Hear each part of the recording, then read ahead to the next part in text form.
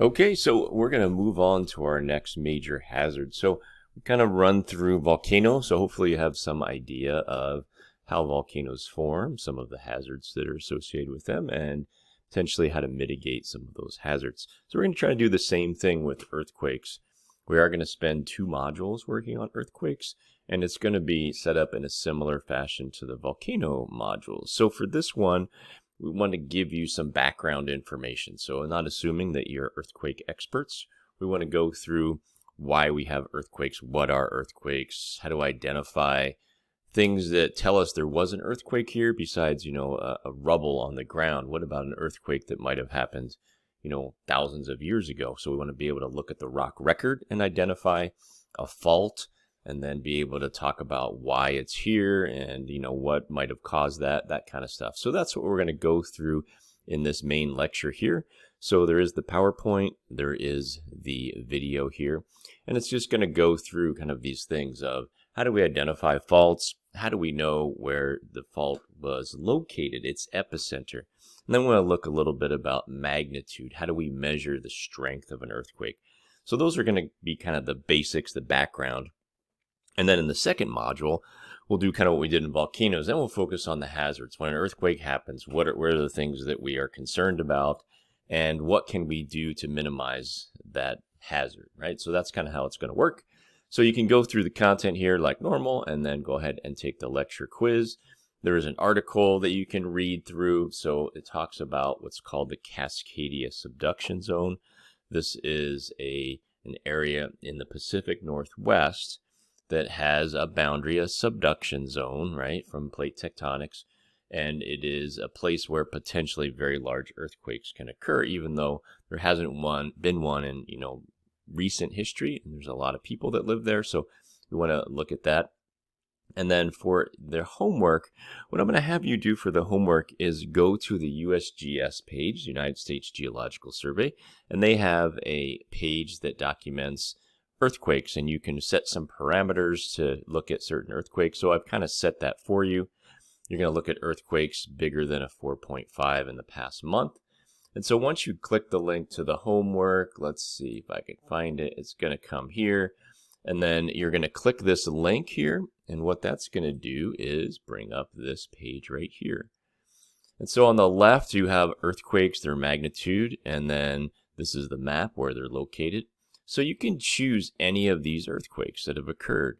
And what I'm asking you to do is just give me some information. So there's 3 that I want you to investigate. And so this first 4 things are easy. You're just going to look at the magnitude was right there, right? Oh, it's a 5.3. Yeah, that was easy. Depth and time and location, that's easy.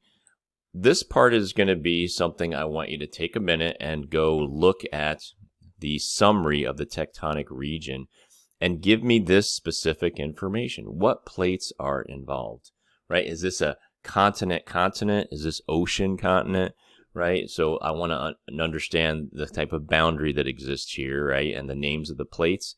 And then is it a convergent, divergent, or transform?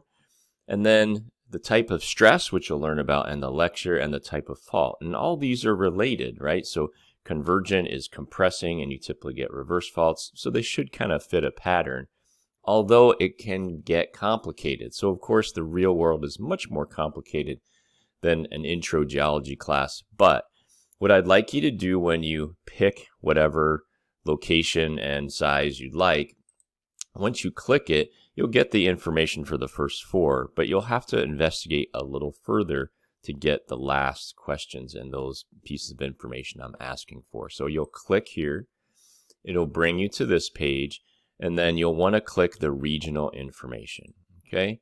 And so it's going to give you a little map, and it's going to talk about, here's a more accurate map. Now look, that's a lot of holy crap information. And let's be honest, a lot of this is probably beyond the scope of this class. But some of the things like, oh, look, the plate names are here. That's important. I want that.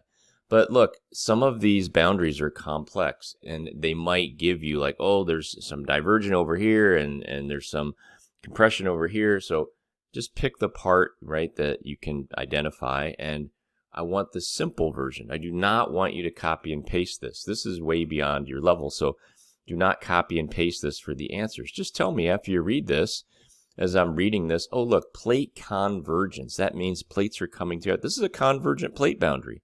The Pacific plate and the Eurasian plate are coming together. So if they're being crushed together, that must be compression. That's the stress.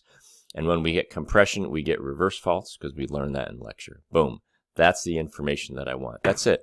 So don't make the mistake of being like, okay, I'm going to highlight this whole thing. Not what I want, okay? Keep it simple, but you do have to do a little investigating to get this part of the homework information, okay? So that's what I'm going to ask for that. And then what else? Oh, yeah, lab. So don't forget you have a lab.